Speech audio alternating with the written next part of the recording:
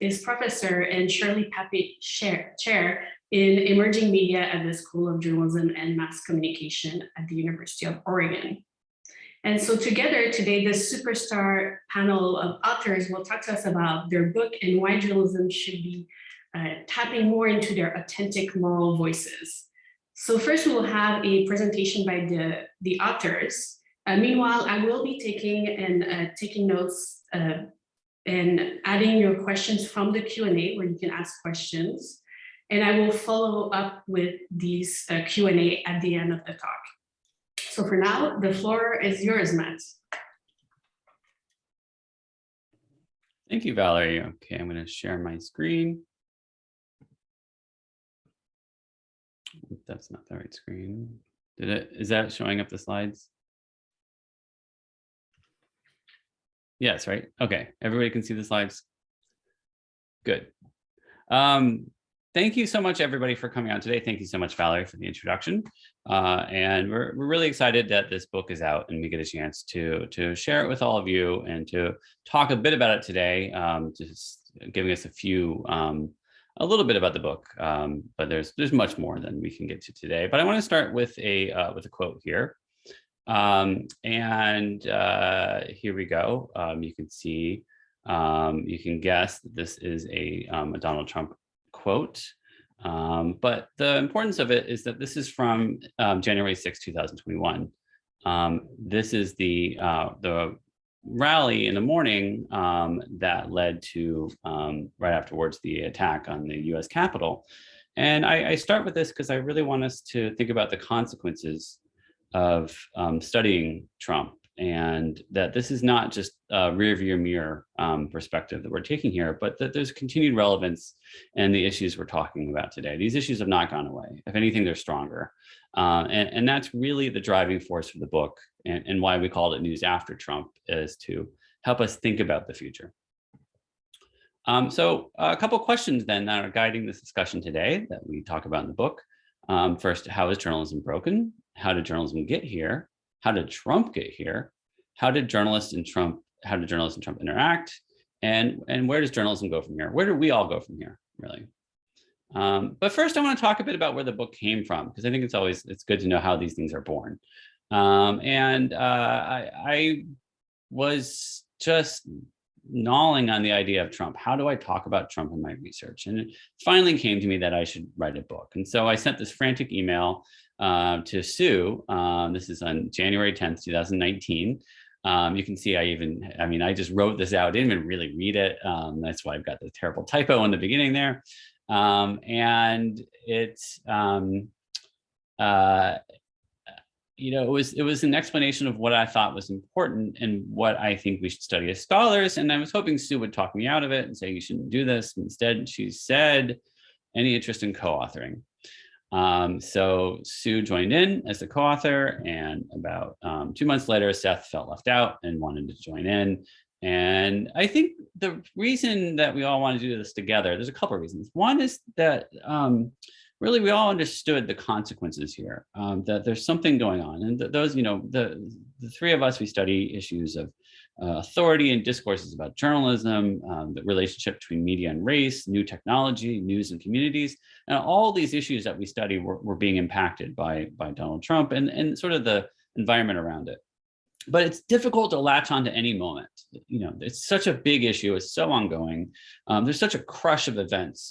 This is back in 2019. There's just every week there's something else, and we just didn't know how to attack it.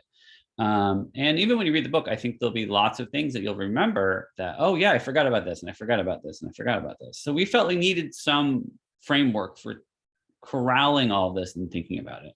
And my idea at first was just to try to take stock of all these different things that were happening. And luckily we moved far beyond that, which was really great having these co-authors. And the other reason having co-authors is great is just that we spend a lot of time talking about Trump, reading Trump tweets, reading Trump speeches. And it really, the three of us working together, I think made it a more palatable exercise for the last few years that we worked on this.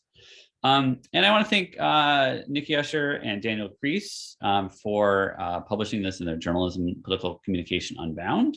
And they were both good early on of really spurring us, to really come up with an argument that we, yes, Trump and media, of course, there's a lot enough to write about a book, but what's your book going to be about? And they were honest and they were good, and they were friends. And the nice thing about friends is that they can tell you honestly, you need to do a better job. And hopefully we ended up with something that we're really proud of. So, okay, so how is journalism broken? And now the first thing you might say is that journalism's not broken. Journalism in Trump is not broken. I mean, from the Access Hollywood tapes right before the election through the New York Times releasing the tax return story that was so sought after for years, the number of Pulitzers won involving Trump shenanigans. Isn't this evidence that there's so much good journalism out there? Isn't this evidence that we're awash in news? And yeah, that's true. But a couple of things we want to point to. First of all, it's easy to criticize journalists for really not taking Trump seriously enough early on with the rise of Trump and giving too much attention. But the second question in here is, why did Trump coverage not lead to the downfall of Trump, right? There's supposed to be this way that there's malfeasance, there's bad things that are uncovered, journalists tell us about them, actions happen. And when this chain doesn't work, we have to really stop and think, is this an epistemic crisis, right?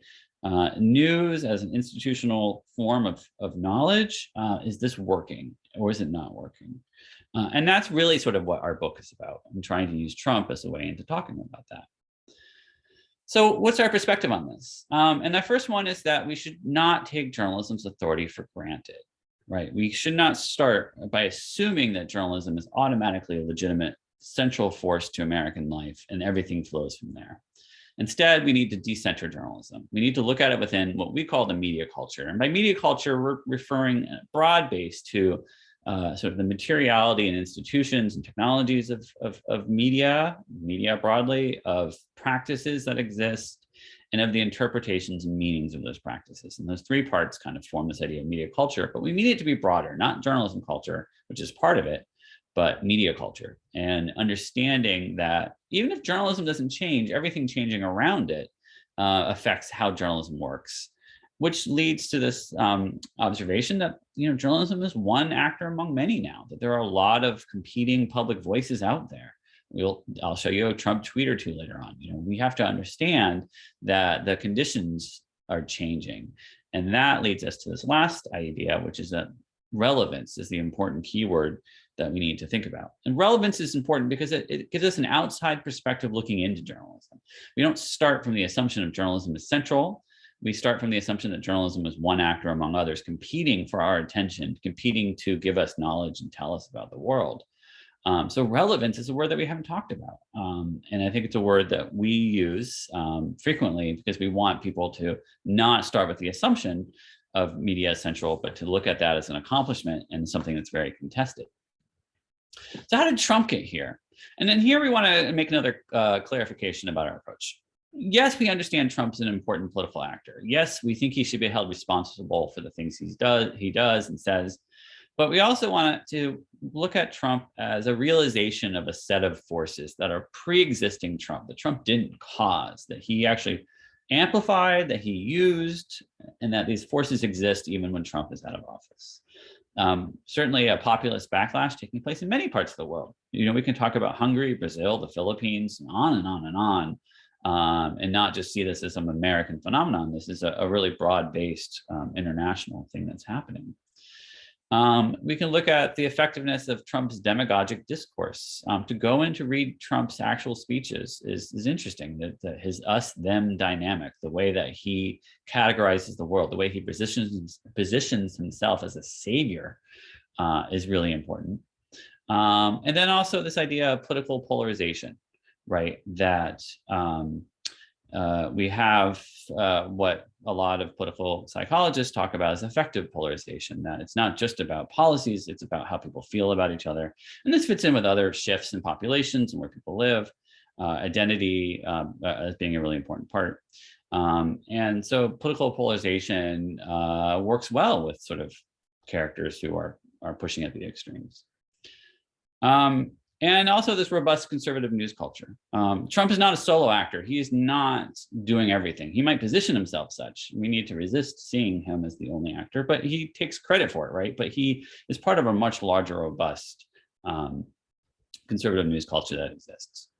And even the close ties between Steve Bannon and Breitbart and Trump, these things are, and Fox News, of course, are all closely coupled.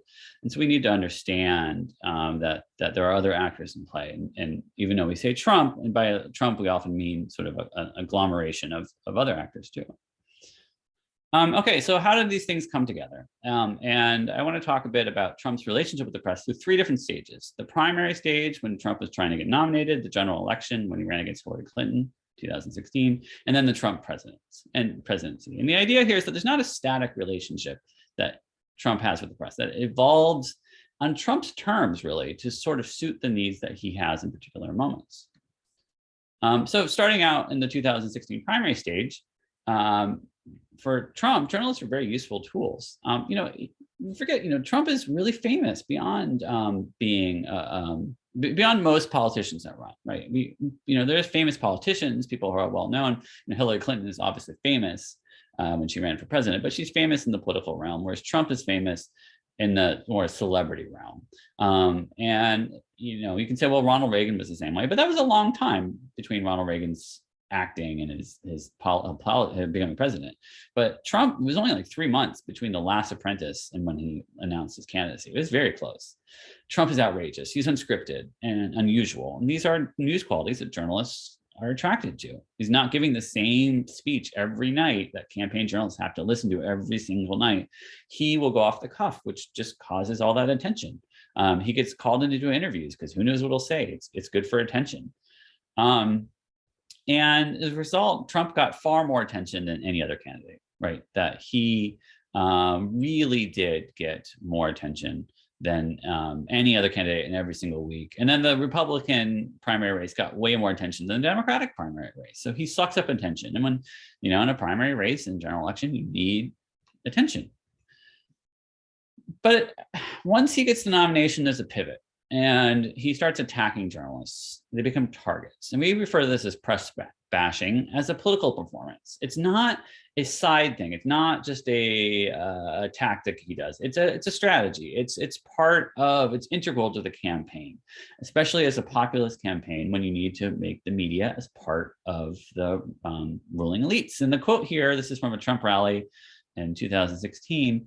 It's funny because this is the kind of quote that dangerously gets close to the ways that a lot of media scholars talk about journalism, right? In the sort of critical sense of journalists as elites and propping up elites. But obviously he doesn't mean it exactly that way. He means it as a populist way of trying to stir up attention. And, if you remember the political rallies, he would make the journalists present part of the performance. The journalists are there to cover it, to see what Trump's going to say. He would turn attention onto the crowd, onto them. He would make them part of the performance. The journalists could not escape. They were not distant. They aren't just in the back of the room. They became part of the performance. And this was a really important part for Trump to set the media as an enemy when he was running. But then Trump gets elected, which was surprising in a lot of ways at the time, even to Trump, as he admitted. And then the relationship changes where journalists are not just a target, they become the enemy. And this just makes sense in two senses. First, there's an instrumental need that now that he's president, he has policy. This policy is going to be criticized. So he's criticizing journalists who are the vehicle, which we learn about these criticisms. But there's something else that's more important, I think, is the symbolic idea that Trump elevates journalists to be on par with him, to have equal power, in order to explain why everything Trump said would happen didn't happen. Well, let's blame the journalists because they are the enemies. If it wasn't for them, everything I said would happen. He has to elevate journalists at the same time as he attacks them. And that happens very quickly. This is the sort of first tweet where he mentions the press as the enemy of the people. And this is February 17th, less than a month after the inauguration. He follows this up many, many times, tweets it at least 40, 50 times, talks about it constantly in his press conferences. It becomes part of the discourse, this idea of the press as the enemy. He targets specific journalists too, especially journalists of color, especially Black journalists, using such racial stereotypes as being stupid, nasty, disrespectful. These have a long, terrible history in U.S. discourse. And he's using these terms and trying to deny I'm not racist, but he's definitely using this discourse. And then particularly he has certain journalists he goes after. One of the most famous was when he got into a fight with CNN's Jim Acosta.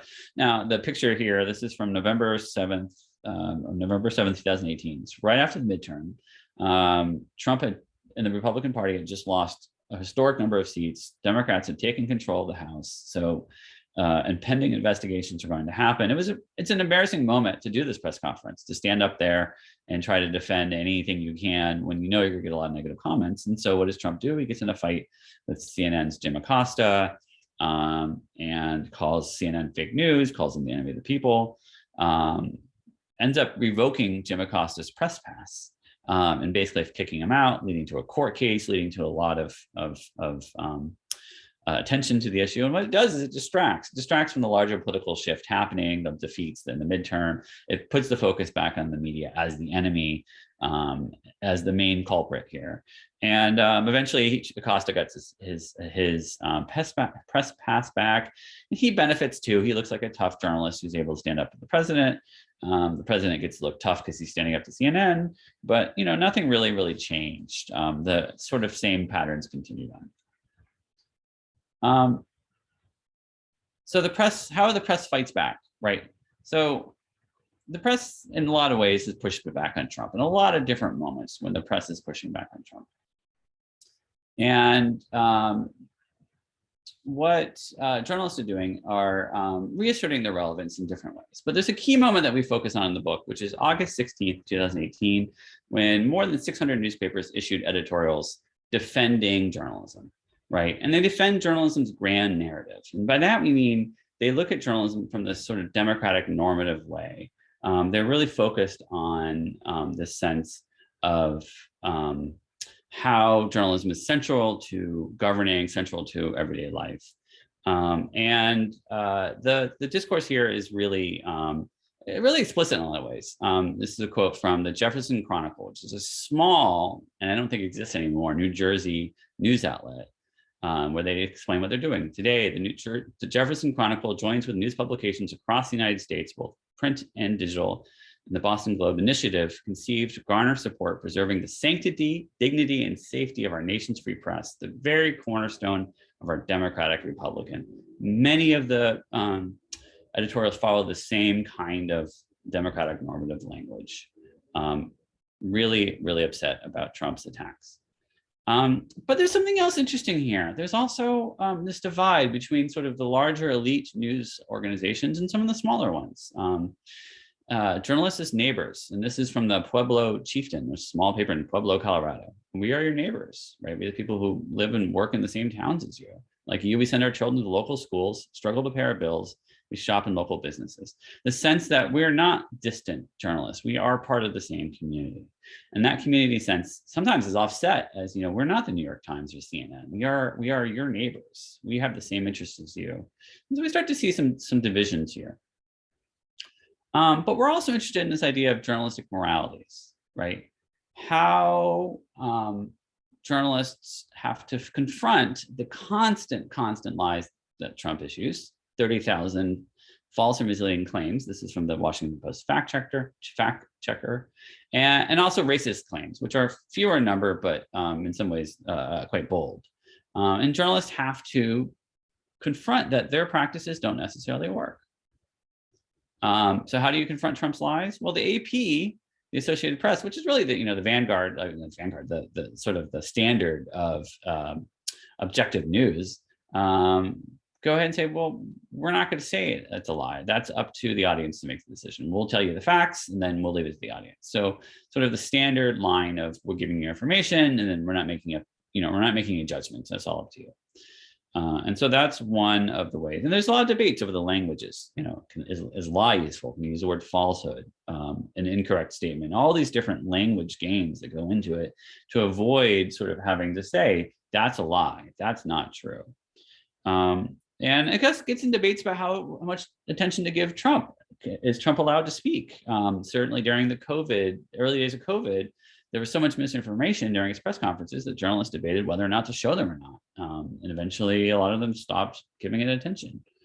Racism is another issue that involves judgment.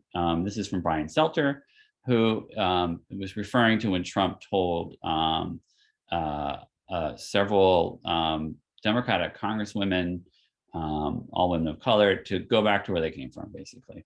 And his point is, if we can't say that's racist, what would be racist? Like, we need to be responsible here, and the responsible role is to call these things out and not just present the information and let people make up their mind. So when it comes to confronting lies and racism, we point to two different models, what we call the standard model, the facticities, the defensive facticity, the idea of journalists report, people make up their mind. And there's a lot of defenses of this. The AP we saw, but also really the two big figures are Martin Barron, who was then the editor of the Washington Post, Dean Baquet, the editor of the New York Times. And they really much let the work speak for itself. We keep putting the work out. That's what we need to do. We need to make sure we're not getting more involved in that. But then there's something else. There's what we call moralities defenders, people who are establishing a space for what we call the moral voice in journalism. The moral voice is not the same thing as opinion. It's not partisan opinion. It's not the same thing that we would think of as talking heads. It's about a community voice, a voice that when the journalist speaks as a person, not just as a professional who's supposed to be distant. And really the protection of democratic norms is the chief thing we see this, that there's a use of judgment that's necessary to defend democratic norms and general norms against racism, against lying, right? Not just spin, but like actual lying. Now, of course, you might ask, what if there's no agreement on moral norms? And certainly this is true, that it quickly gets into politics, but this is not a reason to avoid it, right? This is not a reason to say that, well, this should never happen. I think we need to empower journalists. We all think this, that journalists, to have this moral voice. So where do we go from here? And a couple of things. We titled the book News After Trump because we really want to get to the forces that are still existing in our society. Even if Trump is done, we don't know if he's done, but if he is done, then we haven't gone back to what, there's no normal we've gone back to. We certainly don't want to be nostalgic. Instead, we want to look at the forces that exist. And as part of this, we want to really focus on relevance, right? That it's really about not taking journalism for granted, but understanding journalism as one actor embedded in a really complex space of public mediated communication. And within this space, we really advocate for creating a space for journalism's moral voice, right? That this is sort of the form of authority within the world that's emerging. And that there's no backwards looking way. We cannot go back. We cannot pretend there was a golden era and everything was much better. There's never been a golden era. To do so is to forget lots of other things. Instead, to look forward to the future and think, how do we rebuild journalism? How do we empower journalists to have authority in this, to be relevant, to have authority in this media environment? How to combat democratic backsliding, to combat racist discourse, to combat the ability just to say whatever lie that one says. How do we empower that going forward? And I think that is where we're going to leave it for our questions. So thank you very much for listening. Great, thank you very much, Matt. I do have a few questions, but I want to remember to participants that they are more than welcome to add questions in the Q&A section. I'll actually break the ice with not an easy question, but had Trump not won the election of 2016, what would that have meant for the press? Would we be where we are today in terms of the press relevance or or trust in the press? Well, I can jump in on that first. And let me just say, first of all, thank you to University of Minnesota for hosting this event. And I want to thank my co-authors, two super smart friends of mine. Just a pleasure to work with you both on this book, and Matt especially for kind of spearheading this process. So yeah, it's a great question, Valerie, and it's one that we've talked about in the course of writing this book. We're like, had 75,000 people voted differently in the upper Midwest in 2016, would we ourselves, as well as kind of people in generally, be talking about some of the challenges and issues we're describing in the book? And obviously, to some extent, there would not be the kind of long since this 5-year relationship between Trump and the press that we chronicle in the book, that wouldn't be there. But one of the key points we're trying to make is that to understand Trump, we must see him as part of a kind of position him and situate him within a larger set of forces and factors. These are things that have been decades in the making, and they will be decades in in their persistence or in their unmaking as we move forward from here. And so we have to kind of understand that Trump is not responsible for Trump alone. He was supported by various kinds of partisan media actors and networks, the likes of which his election really brought into focus. It's not that they weren't there before, is that perhaps for some scholars and other observers, their impact, their influence, their pervasiveness was not quite as apparent. So I think there's no question that the whatever stories we would be telling, whatever research we'd be doing might be different, and yet these same sort of things have been there long before, and they will be for some time. And in that sense, there's some key questions to talk about with regard to trust, relevance, where journalism fits into a changing media culture that have been brought to the fore by Trump's candidacy and the presidency, but will remain quite pertinent for a while. Actually, I want to jump into you're talking about the crisis of democracy. So one of the things is the crisis of journalism really a crisis of democracy? But do we need that to have in terms of having public information exchange in society? Is that something that we need, or is that a problem? Yeah, no, I can take that one. I mean, I feel like in a lot of ways we needed this moment of reckoning, and this convergence of all of these crises together have laid bare what the press has done to put itself into a vulnerable position to have its relevancy questioned, right? And so for democracy to work, we need to have this sort of common shared set of facts. And more, we haven't been having that, even well before Trump came into office, and now even more so, given these different kind of spheres of information exchange that's happening. So in some ways, this is kind of a good thing, right? Like, we're having this reckoning, we're trying to figure out, like, how do we move forward and making the press evolve along with the same democracies that we're all living in as well, because the democracies itself are evolving. One of the things that really drew me to the book, I just got it on Tuesday, so I'm not completely done with it, but one of the things that really drew me when I took a first look at it was the recommendation for adopting a moral voice for journalism in this book. And as a journalism scholar, one of the first questions that we would ask is, would that kind of moral voice push journalism over some sort of objectivity edge? Where there would be no point of return, or and also, like, whose moral voice is it that you're talking about? Yeah, I mean, that's such a key question for our time and for this book as we engage with it throughout the book as well. And I really thank Matt Carlson too for his intellectual leadership in this idea of a moral voice as well. But I think what we're talking about, and Matt alluded to this a little bit in the presentation, was that we're not really talking about partisan values. Like, we're not asking the press to come out against abortion or for abortion or gun control or whatever. Rather, we're talking about sort of a more kind of grand sort of moral system that asks the press to be more explicit in calling out things like lies, right? Which I think we can all agree we have this common value that we want the truth. We want to understand what's a lie and what's not. And we want to have a discourse that amplifies all different kinds of voices, right? That's pro-social justice in the sense that we want to make sure the world is working as it should be, all of our institutions and structures, and making civic participation available for everybody. And that we believe it's the press's job not only to sort of report on that, but also to actually help push us forward. I don't know if Seth or Matt want to contribute to that answer at all. I'm surprised you put me as the moral voice. I really think that was your work, Sue. And maybe that's just, I think at a certain point with a book like this, at the end, we don't remember where any of the ideas came from. And so, I think that I would have not have come up with that idea on my own.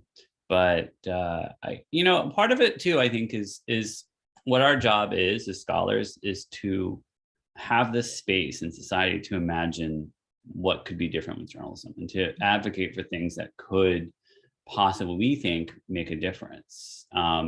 We have no control over this. We can't dictate that these things happen, but we create a discursive space where these kinds of possibilities are out there. And we are amplifying too. And we are not inventing this out of whole cloth where like no one's ever said anything like this. Like we are amplifying a lot of voices and people in the book that, like Brian Stelter or Margaret Sullivan at the Washington Post or Wesley Lowery, a lot of these journalists who are saying, look, that we need something a little different. It's not pure opinion, but not so strict that judgment can't be rendered. So we're trying to amplify some of these other voices and lead this discussion. And, we don't think this is the last word, but we hope it's a good, strong initial word to push this discussion forward. Yeah, I'm just going to add briefly on that. I think that this can very easily become a kind of partisan game, right? Of, well, okay, then whose side are journalists on? And I mean, already, obviously, in this country, for many people, there's a perception that the news media is sort of hopelessly biased in the left direction, right? And so you hear, obviously, in fact, that's, of course, a key part of the Trump talking points, and he's picking up on what has been kind of decades of resentment and skepticism and concern on the part of conservatives in the US that their voices have not been adequately reflected or represented in the news media. So, this is not about just sort of picking a side and then owning all of the talking points of that side, right? It's more about saying, to what extent should journalists be more transparent about what they stand for? And what do they stand for, right? What are the kinds of values and norms and expectations and hopes and ambitions for society that they can say, these are the things we should care about? And we put in the book that at least at a starting point ought to be a kind of pro-democracy lens, right? That journalists should be in favor of pursuing, or at least highlighting aims and ambitions that can help to give each person in society and in our country an equal voice in the democratic process. And that seems to be a kind of norm around which many people can share, and that doesn't have to be partisan in terms of one particular party or another. It's also just worth mentioning briefly that I think sometimes people forget that the history of the press in the US is it's complicated, and it doesn't just look like the kind of journalism we have today. If you were to look at journalism 200 years ago, you would be astonished by the degree to which it was sort of wholly partisan, and it looks almost nothing like the kind of objective, neutral style of reporting that people have come to expect today. This is not to say that we're advocating to go back to an earlier era, but rather that journalism, like other institutions, it has changed and will continue to change over time to meet different social, cultural, and technological demands of the era. Yeah, and I want to connect what you have all talked about with some of the questions that we're starting to get about moral voices. And I'll try to make sure that I reflect well Jennifer Anderson and Dimitra is asking here. One question is, what has been the reception among journalists about the idea of having a moral voice? And I think Matt has talked about this a little bit, but I'd love to hear more about this. Did you discuss other terms to describe this phenomenon, or perhaps like a human voice to cover human interest stories? And then the other part is, to what extent the suggestion for moral voice imply a normative dimension of what journalism should be instead of what it actually is? And so that's the question. This is like the two-part question that we have about moral voice right now with the audience. I can take up that first part of it because I just finished a big survey with a whole bunch of journalists where we kind of got out at this a little bit, as well as some interviews in focus groups, and all about 200 journalists across the country, ranging from small newsrooms to very, very large newsrooms in the United States. And I can say that it's pretty split, honestly, the idea that journalists need to be more proactive in their helping their communities to establish a more sort of democratic, deliberative platform. They kind of see their work as like, so half of them kind of can see their work as, well, that's my civic action. That is my the space in which we're going to allow community members to like have this discourse. But we're starting to see a real evolution in the very mindset and culture in mainstream journalists. It's always been there in some alternative news outlets, of course, where we are seeing an interest in being kind of more authentic about who they are, being more transparent about their own identities and how they're approaching their journalism in their kinds of like, okay, here's the revelations of who we sourced and who we didn't source. And this really spotlight that they're turning on themselves is going to lead, I think, into this sort of normative idea that, yes, we actually are one of our major roles, one of our normative missions here, if you will, is to be proactive about calling out anti-democratic conversation, but also getting at some of the problematic structures that journalists for many generations have just kind of assumed were the proper structures for democracy. And they were kind of watchdogging, right? The people who were deviant within those institutions rather than questioning the very structures themselves. And so we're at this moment, right, where I think we do have a number of journalists, and in my surveys and focus groups and interviews, it seemed like half. I mean, it was way more than I thought when I went into the survey about how people are rethinking journalistic norms. You know, one thing I'll add is I was just thinking about this question, and Sue did a really great job there of really discussing the dynamics. I was thinking about our dynamics as authors here, but on this question. And you know, one thing that's about writing this book is we were writing it during the Trump administration. I mean, we were writing it in real time. Like something would happen, like we got to go write about it, and like you know, we sort of started finishing up in fall of 2020, and we're like, well, okay, we'll see it through the election. And then that will, you know, everything will be fine. It'll be wrapped up. And of course, we got through the election, and we got through a really, you know, post-election, really nasty spell of these election fraud claims that are, you know, made up whole cloth. And it was interesting to watch how journalists had to respond to that. And we started seeing this frequent voice of, you know, cutting away from Trump. Like, we're not going to cover him because what he's saying is so wrong. We're not even going to cover it and tell you why it's wrong. It's of constantly adapting the language to say that there is no evidence of voter fraud. That these things are made up whole cloth. So journalists in real time were really forced into it. And of course, okay, so we're thinking, okay, we'll finish up in December. Nothing else will happen. And of course, the January 6th insurrection happens, and we had to go back and rewrite big sections of the book. We rewrote the introduction. We threaded throughout because the consequences were there. And that's why I started today to talk with that, because that's how we ended up starting the book. It had a previous introduction, which I hated to cut because I liked the introduction before, but it was irrelevant at that point. It seemed like small potatoes, because what was really big was these larger implications. So I think we've seen journalists pushed into a position where they have to start making claims.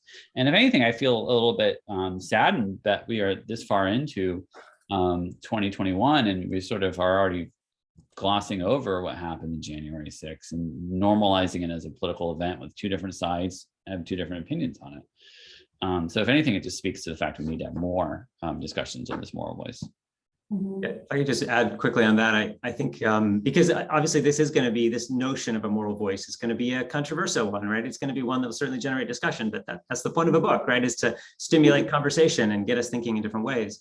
I think that, first of all, it's important to recognize that we're not suggesting that journalists must either adopt a moral voice or a kind of more, what we described as a standard model of kind of traditional approaches and practices, right? This is not about choosing one or the other, but it's about just becoming a little more reflective about whether the traditional routines and practices are truly serving journalism and serving the community in the most effective kinds of ways. I think, as Matt just pointed out, to the extent that we end up normalizing anti-democratic activities in ways that just turn everything into a both sides, you know, kind of false equivalence kind of question, then that's not particularly helpful or effective or even realistic in terms of presenting reality as it is.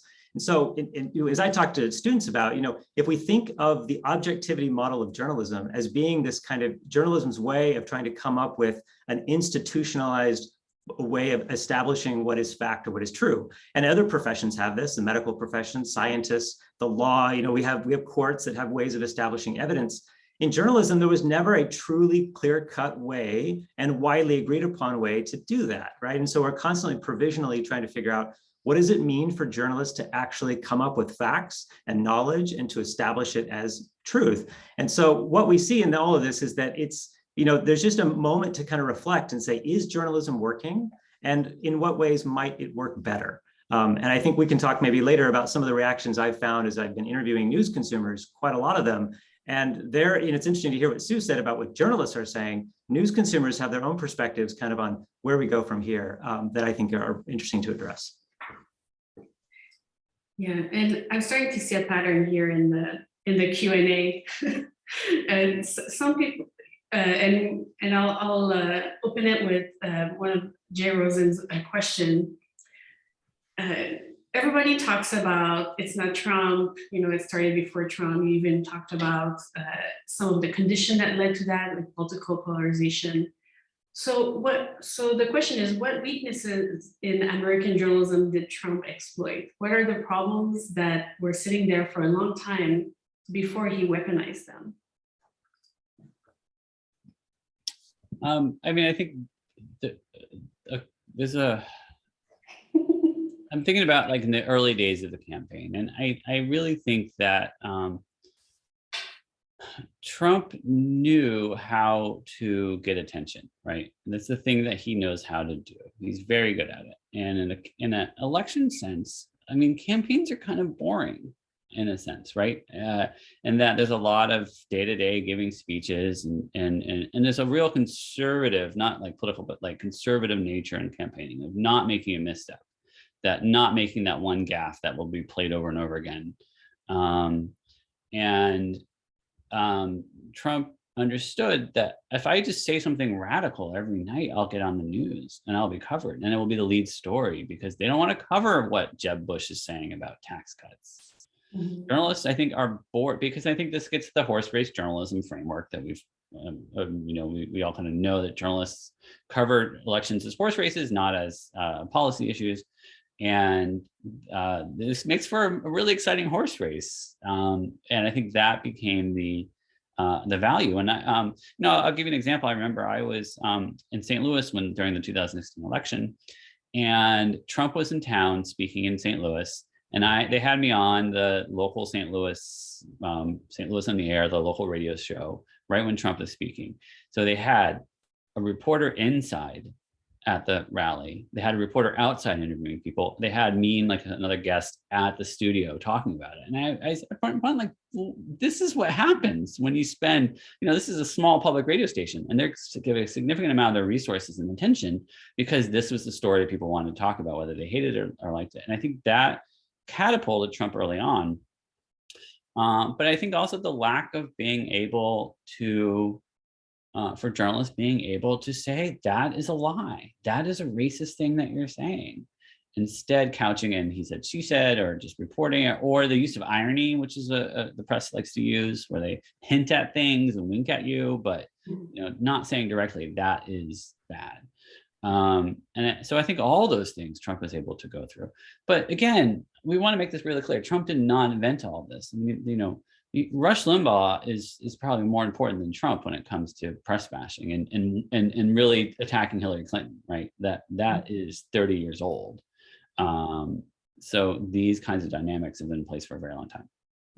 I'll just add that I think it's also, like Matt just talked about, kind of what was weak or structurally unsound about journalism that sort of set it up to be gamed by Trump in terms of attention. The other aspect of this is that I think Trump better recognized than perhaps other politicians in recent times the extent to which journalism had been decentered, right? That's one of the key points we're trying to make in the book, is that in our current media culture, journalism is both, it's hard to hold this tension at the same moment. We see that journalism is still highly relevant in terms of setting the agenda for much of public and political discourse.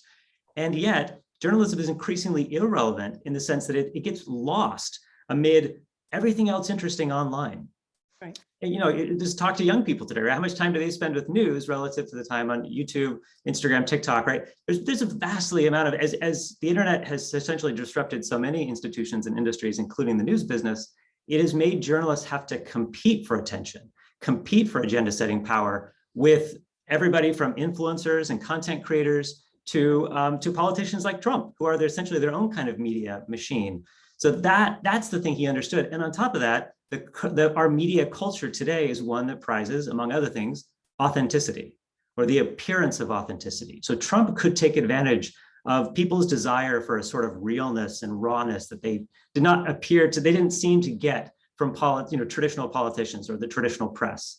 And so he tapped into a desire there, the same desire that drives much of the power of influencers on YouTube today. That same kind of desire and drive was crucial to the rise of Trump. I mean, right, Seth? I mean, Trump didn't highlight anything that wasn't already there, in the sense of like, if journalism was doing great and had all the authority, Trump's attacks wouldn't have mattered at all, right? Right, and of course, had we, as Matt pointed out earlier, even when journalists put out these great investigations and they gave themselves prizes for it, they patted themselves on the back, right? But we also see ways in which that didn't actually have the kind of demonstrable impact that similar investigations and similar things would have had 10, 15, 20 years ago, even perhaps, just as recent as 2010 or something. So that, I think, indicates how fully and dramatically our media culture has changed and the way in which it is decentered journalism, ways that I think we at least need to take stock of. In other words, we can't make sense of journalism and we can't make sense of Trump without recognizing them in the context of media culture. Right. And we say this, though, with a love of journalism. As former journalists, teaching journalists, all of these things, the book is really a love story about journalism in some way, right? Because we want to see this survive. And it can be, so we can take that tension and say in our hands at the same time, we need to hold the idea that journalism is deeply flawed and needs structural reform. And it's also deeply important. And we absolutely rely on it in our communities. And so that is kind of, in a sense, our love letter for journalism in terms of making it better, hopefully. I think one more thing for Jay's question too is I think that journalists are deeply nostalgic, and Woodward and Bernstein all over again, and that deep nostalgia, I think, obscures the changes that we're talking about, and it obscures a way of finding solutions, because it's not going back, right? It's not going backwards and copying what was done. It's going to fix things. So that deep nostalgia is a kind of a barrier. And I agree, as much as we love journalism, we want to see journalism move in a forward direction. And I feel like we're kind of pushing in the back, right? And trying to push this forward. There's actually a question from an anonymous attendee, so that makes it exciting, who's saying that some of Trump's critique of the press are similar to those made by academics. What do we make of the fact that many of us in the academy, so that person has outed themselves, an academic saying, we've long been critical of journalism, we've now found ourselves as defender of the industry. I gave a presentation on some parts of the book. I think it was at the Future of Journalism conference, and I put up a quote by Trump and a quote by Lance Bennett from his book News: The Politics of Illusion, and they're identical almost. And I was like, I'm not saying that Lance Bennett is Donald Trump, and maybe it's Lance Bennett's question, but the mimicry was so there, and that's all Steve Bannon's close connection and the use of language there, and it's a little disconcerting, I have to admit, right? But I think it speaks to the fact that we do on a regular basis criticize, as academics who criticize journalism, we criticize elitism in journalism and a lack of, paying too much attention to those at the top and taking their words too seriously, too much of a connection between sort of elite journalists and other elites in other realms. That's a critique we've been making forever. And I think it's still a solid one. I think it's just where you get there. Like, what's the next step is very different. And we, with our moral voice idea, is trying to pull things back to empower journalists, to strengthen diversity within journalism. It's not just having a diverse newsroom, but having diverse opinions and experiences within news. Those are the kinds of things that we would go for, not sort of like, let's just give Trump all the power. But it is eerie. I mean, I suppose one thing to point out is just something we talk about in the book is populism, right? So obviously to understand the rise of Trump, you have to situate him within a larger wave of global populists, as Matt talked about. And so, populism then can inform various types of critiques of journalists, right? Journalists as insiders, as elitists, as out of touch. And there is some legitimacy to those critiques. I mean, Nikki Usher has a new book, News for the Rich, White, and Blue, that I think points out some of those very blind spots that journalists are, too politically left, right? They sort of they're on the coast and they're not in touch with things in the interior of the country. And they've simply kind of neglected a lot of people in that process. And so there's no question that journalists have a variety of things they need to improve upon. And I think the question is sort of like, how, as Matt said, how does that populist critique, how does it actually get, how does it play out in practice? What are then the solutions that flow from that kind of populist attitude? And certainly, an anti-democratic form of populism that we've seen in much of the world, that's clearly concerning. There may be other varieties of populism that we could talk about that could be more debatable in terms of what they mean for journalism. I mean, I think that's key, right? We have to say, what does this actually mean for on the ground journalists? What does this mean for our journalism curriculum? And we have to keep working on that. Like what are the practical implications of these? I think making our book mandatory for all journalism students would be a good start. You'll probably have to sign a form for that. Okay, I'll sign that form. So what the big question that remains is, when do we know that we have fixed the problem of polarizing information exchange or the problem that you're stating in your book? When do we know that? Well, that's a challenging question. I think that at least it's worth acknowledging that, just as I mentioned before, as these things have been decades in the making, it's clearly going to take decades to quote unquote fix these things. And perhaps they're not really things that get fixed, right? I think we've been pointing to ways in which things evolve. New questions emerge. We have this moment of reckoning, and it leads us somewhere. I think that maybe the point to take away is that these institutions, such as journalism, they're made up of individuals. They're made up of people. They change and evolve over time, and they're not just going to be static. Just as other types of institutions are not going to be static. I mean, to a point that Sue raised in the chat a moment ago, there is a deep antipathy toward institutions, a deep lack of trust in institutions, both in this country and in many parts of the world.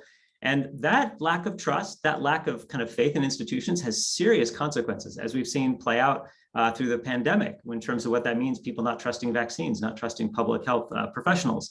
And so the question really becomes like, how do we address these larger issues around trust, around knowledge creation, around the dissemination of knowledge, about how we basically kind of learn to understand and listen to one another, because given the polarization we have seen going on. I mean, I think that we can all recognize that there's a lot that's broken, and not just in journalism, but in many aspects of our kind of political discourse and just simply our society and how we engage with one another. So any sort of solution needs to have a much bigger orientation toward improving interactions, not just between journalists and audiences, but interactions more broadly. Well, we're running out of time now, so I want to let participants know that if we did not answer your questions in the Q&A section, I've copy and pasted them, and I will share it with the authors so that your questions are seen and maybe lead to future interactions with the authors. And so I want to thank all of you for being here today. And I want to highlight also that we have other events that are coming up at the Minnesota Journalism Center. And the next one is on November 5 at noon Central Time. And that would be Nikki Usher, who was just mentioned, and I will be talking about our new book, Journalism Research That Matters, that is about connecting journalism research with practice, which happens to be in the same book edition collection from Dan Kreis and Nikki Usher that this book that we're talking about today is in. So thank you very much, and I hope that we get to continue this conversation in the future. I really feel like we're leaving and it's not done, so that's a good sign, or we'll see.